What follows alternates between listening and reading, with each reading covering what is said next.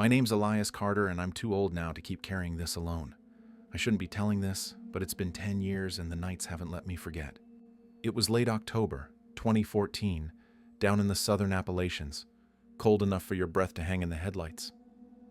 I'd driven out toward Route 19 after hearing the sheriff's radio chatter about a missing yellow school bus.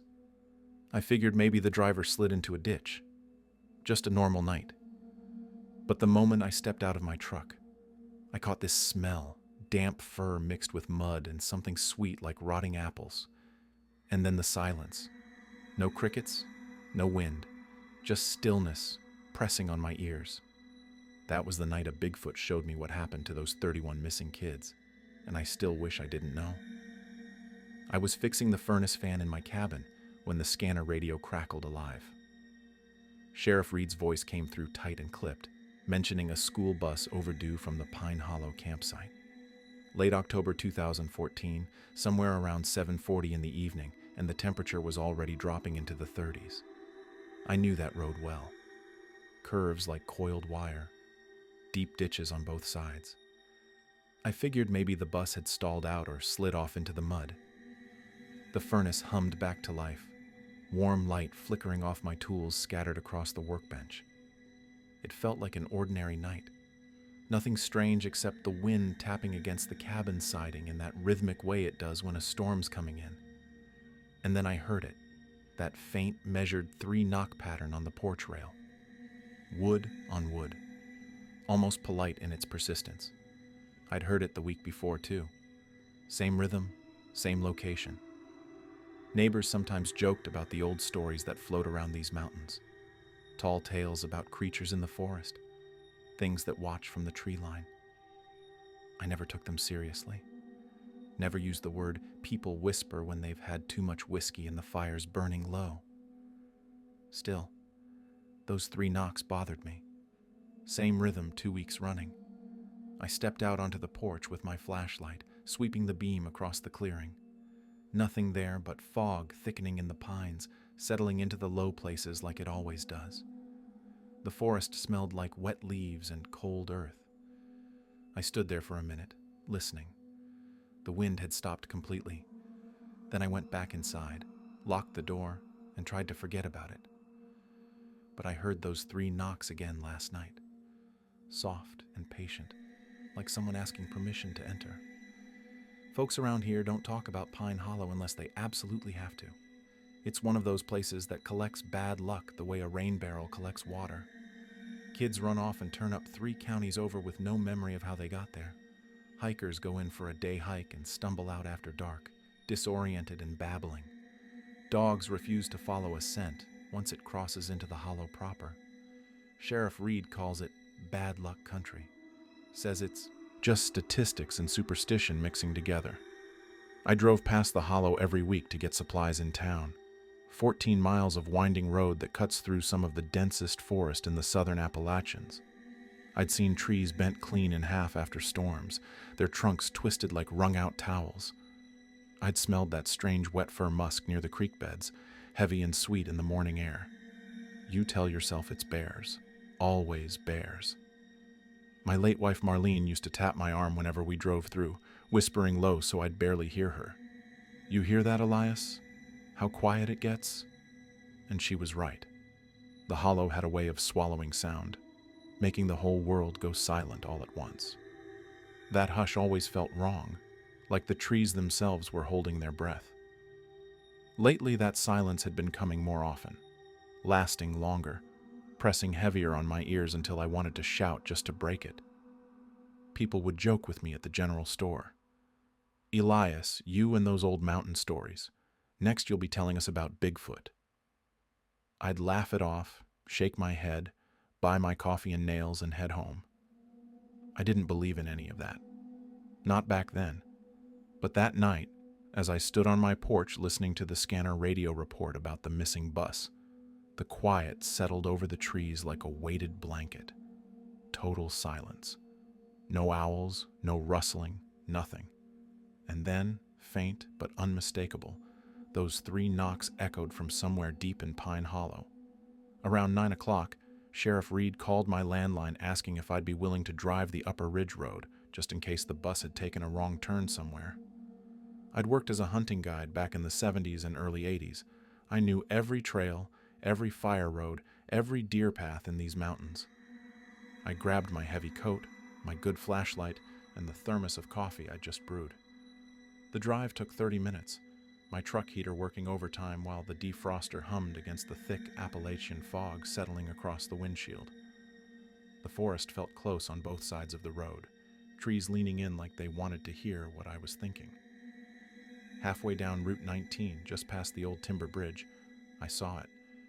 The yellow school bus sat at an angle on the shoulder, hazard lights still blinking in lazy rhythm. Completely empty. No kids milling around, no teachers trying to flag down help, no bus driver checking the engine. The doors hung open like they'd been pulled wide and left that way. A cold sweat prickled across my back, despite the warm cab. I pulled up behind the bus, left my truck running, and stepped out into the night. The air smelled like wet leaves and standing water, but underneath that was something else. Something sour and organic, almost like breath. I called out, my voice cracking slightly in the cold. "Hello? Anyone here?" Nothing, just my echo bouncing back from the trees. I walked around to the open doors and peered inside. Backpacks scattered across the seats. Juice. Boxes and chip bags left open. A pair of glasses lying on the floor near the driver's seat. The bus was warm inside, engine still ticking as it cooled. They hadn't been gone long. I stepped back outside and crouched down to look at the dirt beside the bus. That's when I saw them, huge impressions in the soft earth, deep tracks, human-shaped but far too large, each one pressed down with weight that suggested something massive. I whispered the word before I could stop myself. Bigfoot? Then I shook my head hard. No, couldn't be. Just couldn't.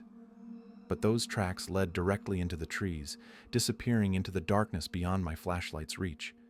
And as I stood there, trying to make sense of what I was seeing, I heard it again. 3 knocks, closer this time, echoing from somewhere in the forest ahead. Sheriff Reed radioed through the details while I waited by the bus. 31 kids, 3 teachers, 1 driver, 35 people total just gone, vanished into the October night like smoke. I walked the bus aisle slowly, shining my flashlight across every surface. Backpacks with names written in marker, snacks left open mid-bite, a half-finished note about a crush, folded carefully and left on a seat near the back, someone's homework assignment, an essay about autumn leaves, the handwriting careful and deliberate. It didn't look like chaos. No signs of a struggle, no overturned seats, no broken windows. It felt interrupted, like everyone had stood up at once, filed off the bus in an orderly line, and walked away into the darkness. I tried calling out again, louder this time. "Hello? Can anyone hear me?" The fog swallowed my words completely. Near the exit door, that smell hit me again, wet fur and something sweet, like overripe fruit left in the sun. Stronger than before, close enough that my eyes watered. I thought about bears again, tried to convince myself it was just a black bear that had wandered too close to the road. But bears don't knock 3 times with that patient, measured rhythm. I heard it then, echoing from the pines directly behind me. 3 knocks, soft and slow, like someone tapping on a door they knew would eventually open. The sound rolled through the trees and settled into my chest, vibrating there like a second heartbeat. I turned slowly, sweeping my flashlight across the tree line. Nothing moved, but the darkness between the pines felt crowded somehow, like something was standing just beyond the reach of the light. Sheriff Reed's voice crackled over the radio. "Elias, you find anything?" I pressed the button, my thumb shaking slightly. "Bus is here. Empty. No sign of the group. We're sending search and rescue. Sit tight." But I couldn't sit tight. Those tracks were fresh, and whatever made them was still close. I could feel it watching, waiting to see what I'd do next. I stepped toward the tree line, following the massive footprints into the darkness. Behind me, the bus's hazard lights kept blinking. Ahead, the forest opened up like a throat, and somewhere in that throat, 31 children were missing. And something that people refused to name, something I was starting to believe might actually be Bigfoot, knew exactly where they were. Following the tracks was easier than I expected. They were too clean, too deliberate, almost like they'd been placed there on purpose, each massive footprint leading me down a slope toward a narrow fire road I hadn't used in years. The fog thickened as I descended, wrapping around the tree trunks and obscuring everything more than 10 feet ahead. My flashlight beam cut through it in a weak cone, catching on branches and turning every shadow into something that might be watching. Halfway down the slope, I saw it sitting on an old rotted stump, a basket, woven from grass and reeds, crude and crooked, holding 3 small river stones arranged in a triangle. The weaving was fresh, the grass still green and supple. I stopped walking, my breath fogging in front of my face. A gift, or a sign, or both. I'd seen baskets like this at Cherokee craft markets over in North Carolina, but this one was different, twisted together with vines too fresh to have been picked more than a day ago, assembled by hands that understood the motion but didn't quite have the finesse. I whispered it aloud this time, hating how the words sounded in the stillness. Bigfoot. The wind moved through the pines with a long hiss, almost like breathing. The trees swayed slightly, branches clicking together in a rhythm that felt uncomfortably close to those 3 knocks. I crouched down and picked up one of the stones. Still warm, body heat warm. Something had been here minutes ago, maybe seconds. I placed the stone back carefully, suddenly aware that I was being tested somehow, that this wasn't random. Someone, something, was leading me, showing me the way, leaving breadcrumbs to follow. Behind me, from the direction of the bus, I heard it again. 3 knocks, same rhythm, close enough that I felt it vibrate through the ground beneath my boots. I spun around, flashlight sweeping wildly across the slope. Nothing, just trees and fog, and the faint yellow glow of the bus's hazard, lights up on the road. But when I turned back toward the fire road, there was another basket. 20 feet ahead, sitting on a fallen log. 3 more stones. My hands were shaking now, not from cold. I kept walking, following the trail of gifts deeper into Pine Hollow, where the silence pressed so hard against my ears it felt like drowning. Where something that might be Bigfoot was guiding me toward 31 missing children, one woven basket at a time. The tracks led me to a creek bed where the water ran dark and cold over smooth stones. The sound of the current should have been soothing, but it wasn't. It felt wrong, too loud in the silence that had settled over everything else. And there, at the water's edge, the footprints just ended. No drag marks in the mud, no indication of a leap to the other side. No disturbance in the water itself. The massive prints simply stopped, like whatever made them had stepped off the edge of the world. I crouched down, my knees protesting, and examined the last clear print. Definitely human-shaped. 5 toes, an arch. But the size was impossible. 18 inches long, maybe more, pressed deep into the soft earth with a weight I couldn't begin to estimate. I stayed there for a long moment, listening. The only sounds were the creek trickling over stones and my own heartbeat pounding in my ears like a drum. Then I smelled it. That wet, sweet musk I'd been pretending was a bear. Stronger now, so strong my eyes watered and my throat closed up. It smelled like a dog after rain, like turned earth and crushed berries and something wild I didn't have words for. I said it again, my voice barely above a whisper. Bigfoot. A branch snapped behind me, clean and loud and absolutely intentional. I spun around, flashlight catching a shape between 2 large pines, tall, broad across the shoulders, completely still, watching me with a patience that felt ancient. I blinked, trying to focus through the fog and darkness. The shape stepped backwards slowly, deliberately, melting into the shadows between the trees. Not running, not hiding, just retreating one careful step at a time. I wasn't dreaming. I wasn't mistaken. Whatever I'd just seen was real. My breath came fast and shallow. Every instinct screamed at me to run back to the truck, to call the sheriff, to get out of these woods and never come back. But 31 kids were still missing, and this thing, this Bigfoot, if that's what it was, seemed to know where they were. So I took a step forward, then another. From somewhere ahead, deeper in the hollow, I heard it one more time. 3 knocks, rolling through the trees like distant thunder. Not aggressive, not threatening, almost like an invitation. I followed the sound into the darkness, leaving the creek bed behind, following something I'd spent my whole life refusing to believe in, following Bigfoot deeper into Pine Hollow, where silence pressed down like water and the fog erased everything behind me. The forest opened into a clearing lit by thin moonlight filtering through the canopy. And there, standing at the far edge near a massive oak, was a shape that made my breath catch in my throat, broad-shouldered, tall as the old barn on my daddy's land back when I was a boy. Not moving, not hiding behind trees or ducking into shadows, just standing there, waiting for me. My throat went tight. I couldn't get enough air. The flashlight trembled in my hand, beam dancing across the clearing floor. I forced the word out, barely audible. Bigfoot. It shifted its weight slightly, a deliberate movement that somehow felt careful. Not aggressive, not defensive, more like acknowledgement. Then it stepped sideways, slow and measured, and I saw its full profile against the moonlight. Massive chest, long arms, a head that seemed too large and too human all at once. Covered in dark hair that caught the faint light like fur, it made a sound, low and trembling, somewhere between a whoop and a hum. The vibration carried across the clearing and hit me in the chest, making the hair on my arms stand straight up. Not from fear exactly. Something else. Something that felt like grief.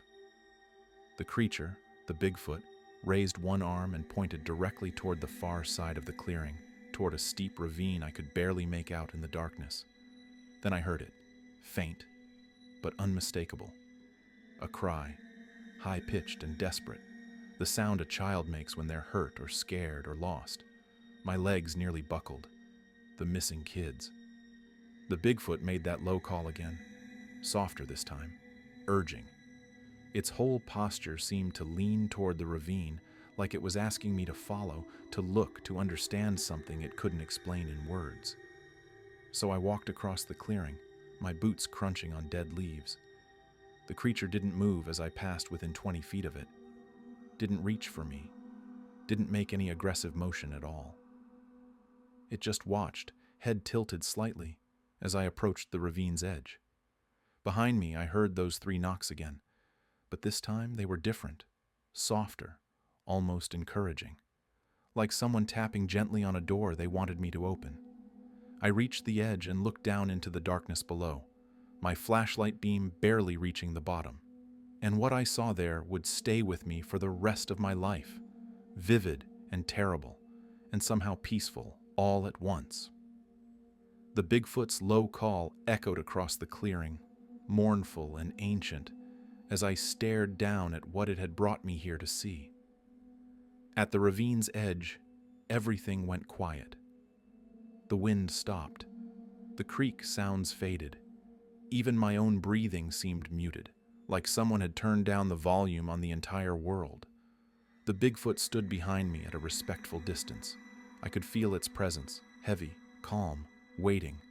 I shined my flashlight down into the ravine, and the beam caught them. Figures, too many of them, scattered across the ravine floor in the faint moonlight that penetrated the canopy. My brain refused to count at first, refused to process what I was seeing, but the number burned itself into my mind anyway. 31. They weren't torn apart. No signs of attack or violence, no blood, no twisted limbs or expressions of terror frozen on their faces. They looked arranged, carefully placed, respectfully positioned in a wide half-circle near a cluster of large rocks at the base of the ravine. The 3 teachers were there too, and the bus driver, all of them lying still, eyes closed, as if they'd simply decided to rest. Their faces weren't contorted with fear. They looked peaceful, calm, like they'd fallen asleep under the October stars and never woken up. My voice broke when I finally managed to speak. Bigfoot, what happened here? The creature behind me made a sound deep in its chest, low, mournful, carrying a weight of sadness I felt in my bones. It wasn't the sound of a predator or a monster. It was grief, pure and simple. I understood then, in a way I can't fully explain. It hadn't harmed them. It hadn't taken them or hurt them or done anything to cause this. It had found them, too late to save them, too late to change anything. The Bigfoot lowered its head, and I heard something that might have been a sigh, deep and weary. I wiped at my face and realized I was crying, tears running down my cheeks in the cold night air. For those kids I'd never met, for their families who were searching, for whatever had led them off that bus and into these woods where the cold could take them so quietly. From somewhere above us, higher in the trees, 3 knocks echoed through the ravine, deep and hollow. Final. The Bigfoot stood silent behind me, sharing this terrible moment, bearing witness to something neither of us could fix or change or explain to the people who would come looking. I stayed at the edge of that ravine for a long time, my flashlight beam steady on the faces of 31 children who would never grow up. And the Bigfoot stayed with me, keeping vigil in the darkness, mourning in its own ancient way. The Bigfoot moved closer, its footsteps barely audible on the forest floor despite its size. I didn't turn around, couldn't tear my eyes away from the ravine below. Then it reached out, slow, cautious, and placed its hand on the ground near where I was kneeling, not touching me, but close enough that I could see it clearly in my flashlight beam. The hand was massive, covered in dark hair, with thick fingers and calluses that looked almost human. It pressed against the earth gently, palm open, like it was trying to show me something. Images formed in my mind, or maybe just grief making shapes in the darkness. I saw the kids walking off the bus willingly, orderly, following something. A sound maybe, or a light, or a feeling they couldn't resist, walking into the forest like they were being called home. I saw them moving deeper into Pine Hollow, away from the road, away from safety, drawn by something that wasn't the Bigfoot. Something else. Something wrong. The images felt planted there, like memories that didn't belong to me. But they were vivid. Real. The Bigfoot shook its head once, a deliberate, unmistakable gesture, like it knew I didn't fully understand, like it was trying to tell me this wasn't its doing. Then it lifted its hand to its own chest and thumped 3 times, slow and measured. 3 knocks, its signature, its warning, its way of saying, I was here, I am here, I tried. I looked up at the creature, finally, met its eyes in the moonlight. They were dark and deep and impossibly sad. There was intelligence there, understanding, something that felt almost like an apology. You tried to save them, I whispered. Didn't you? The Bigfoot didn't respond, just stepped backward slowly, releasing that heavy presence I'd felt all night. Tears ran down my face freely now. I didn't bother wiping them away. I won't tell them everything, I said, my voice breaking. I promise. I'll keep your secret. The creature paused at the edge of the clearing, its massive form barely visible in the darkness between the trees. Then it made that low, trembling sound one more time, grief and acknowledgement mixed together. And it was gone, fading into the forest like smoke, leaving nothing but that sweet musk in the air and the 3-knock rhythm still echoing in my chest. I stayed there until dawn started breaking over the mountains, sitting at the edge of the ravine, keeping watch over 31 children I hadn't been able to save, knowing that somewhere in the trees, Bigfoot was keeping watch too. I led the search party back at first light. Sheriff Reed arrived with 12 volunteers, all of them grim-faced and prepared for the worst. I took them to the ravine, showed them the bodies arranged in that peaceful half-circle, watched as hardened men and women broke down crying at the sight. Nobody believed a word about the Bigfoot. When I tried to explain, carefully, vaguely, Sheriff Reed cut me off. "Elias, you hit your head out here or something? There's no such thing as Bigfoot. These kids got lost, got hypothermic, wandered down into this ravine trying to stay together." The coroner agreed. "Hypothermia causes confusion. They probably huddled together for warmth, fell asleep, and didn't wake up. It's a quiet way to die." The official report called it a tragedy. Bad luck, wrong turn on a dark road. Kids who followed their teachers into the woods looking for help and got turned around in the fog. Clean, neat, explainable. But I knew better. I'd seen those massive footprints, felt that presence in the clearing, heard those 3 knocks echoing through the trees with a rhythm that meant something, that communicated grief and protection and ancient knowledge. The Bigfoot's mourning told me there was more to it. Something drew those kids off that bus. Something that wasn't natural or right. And Bigfoot had found them too late to help. I kept my word. Didn't tell the reporters about the woven baskets or the tracks that ended at the creek. Didn't mention the shape in the clearing or the way it had pointed toward the ravine like it needed someone to bear witness. They would have called me crazy. Or worse, they would have believed me and come looking for the creature with guns and cameras and cruelty. Some truths are better kept quiet. The funerals happened over the next 2 weeks. 31 small caskets, a whole community torn apart by grief. I went to every service, stood in the back and said nothing. But the night after the last funeral, I heard them again. 3 knocks on my porch rail, soft and patient, thankful somehow. I opened the door and stepped outside. The November air was cold and clear, stars bright overhead. The forest stretched out before me, dark and deep. I whispered into the darkness, "I know you're there." Silence, just the wind moving through the pines.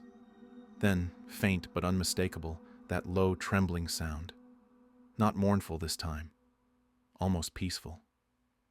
I stood there for a long time, breathing the cold air, thinking about secrets and grief and the space between what people believe and what actually exists in the deep woods. Somewhere out there, Bigfoot was keeping its own vigil, and I was keeping mine. 2 days later, I found another basket on my porch. Same crude weaving, same 3 river stones arranged in a careful triangle. No tracks in the dirt around my cabin, no broken branches, no disturbance in the morning dew. Just the basket, sitting exactly where I'd find it when I opened the door with my coffee. I picked it up carefully, feeling the weight of those stones in my palm. Still slightly warm, like they'd been held recently. I said the word quietly, with something that felt like respect now instead of fear. Bigfoot. The forest around my cabin felt different, not threatening or ominous the way Pine Hollow had felt that night. More like someone watching over things, protective, patient. I kept the basket, put it on my kitchen table where I could see it every morning. The woods didn't go silent anymore. Birds came back. Deer moved through the clearing behind my cabin at dawn and dusk. The normal rhythms of forest life resumed, steady and reliable. But sometimes, usually around dusk, I'd catch that wet fur sweetness in the air, faint. Just enough to remind me I wasn't alone out here. And at night, when the wind settled and the cabin creaked in its familiar ways, I'd hear them. 3 knocks, slow as breathing, soft as a whisper, never aggressive, never demanding, just present. A reminder that Bigfoot was still out there, still watching, still keeping whatever secrets the mountains held. I started leaving things out. Nothing elaborate, just small offerings. An apple on the porch rail, a piece of venison from my freezer, thawed and placed on a flat rock at the edge of the clearing. They were always gone by morning. No tracks, no signs, just gone. People in town asked how I was doing after the incident, if I needed anything, if the nightmares had stopped. I told them I was fine, told them the truth that they could accept, that it was hard, that those kids deserved better, that some things you just can't make sense of. I didn't tell them about the baskets, or the knocks, or the presence I felt in the forest around my cabin, protective and ancient and patient beyond human understanding. They wouldn't have believed it anyway. But on clear nights, when the moon was bright enough to cast shadows across the clearing, I'd sit on my porch with a blanket and a thermos of coffee, watching, listening, and sometimes, just sometimes, I'd see a shape move between the trees, too tall to be a deer, too broad to be a bear, moving with a grace that seemed impossible for something so massive. I'd raise my coffee cup slightly, a small salute. The shape would pause, just for a moment. Then it would fade back into the forest, leaving nothing but that three-knock rhythm echoing through the trees. And I'd whisper into the darkness, knowing somehow it would hear me. "Thank you, Bigfoot, for trying." The wind would answer with a sound that might have been branches creaking, or might have been something else entirely. I stayed quiet for years. Let folks believe the official story. Hypothermia, bad luck, tragic accident that nobody could have prevented. The families needed that explanation, needed something clean and simple they could hold on to, something that didn't involve creatures from old stories and inexplicable grief carried by something the world refuses to acknowledge. I couldn't take that away from them. But sometimes, driving past Pine Hollow on my way to town, I catch that smell again. Wet fur and sweet musk, strong enough to make me slow down, roll down my window, breathe it in. Or I see a shadow move between the trees, too tall, too deliberate, moving parallel to the road for a few hundred yards before fading back into the deep forest. I still don't know what led those kids off the bus, what called them into the woods with such certainty that they followed without question, without fear. The Bigfoot didn't show me that part. Maybe couldn't. Maybe the truth was something even it didn't fully understand. It only showed me the end, the aftermath, the grief. Maybe to clear its name in the only way it knew how. Maybe to share the weight of what it had witnessed. Maybe to warn me that there are things in these mountains older and stranger than we want to admit. I don't know. Don't think I ever will. But when I hear those three knocks now, soft and patient in the night, I know exactly what they mean. Bigfoot is close. Bigfoot is watching. Bigfoot remembers that October night the same way I do, and somehow, that's enough. Now, 10 years later, I'm telling you this from the same cabin where the furnace hums and the wind taps the siding on autumn nights. Sometimes the woods still go quiet like they did back then. That unnatural hush that makes you hold your breath and wait for something to break the silence. Sometimes, usually around 3 in the morning, the knocks come. 3 soft taps on the porch rail or the cabin wall, patient as prayer. And I say the word now, Bigfoot, with a kind of reverence, like I'm naming someone I once knew, someone who carried a truth I still don't fully understand. I don't look for Bigfoot anymore. Don't go searching through Pine Hollow with a flashlight and hope. But every October I leave 3 river stones on my porch rail. Place them in a triangle, the way they appeared in those woven baskets all those years ago. And every year by November, 1 stone goes missing. Just 1. Always the same. Taken in the night without a sound, without a track, without any evidence except the empty space where it used to be. I know what it means. We have an understanding, Bigfoot and me, a truce built on shared grief and kept secrets. The knocks still come on quiet nights, 3 soft taps that echo through the cabin and settle into my chest like a heartbeat. And when I hear them, I stand up from whatever I'm doing, walk to the window, look out at the dark forest stretching away into the mountains. And I whisper, soft enough that only the wind could hear. I remember too. Somewhere in the trees where the moonlight doesn't reach and the old stories still hold true, I know Bigfoot is listening, and that's enough.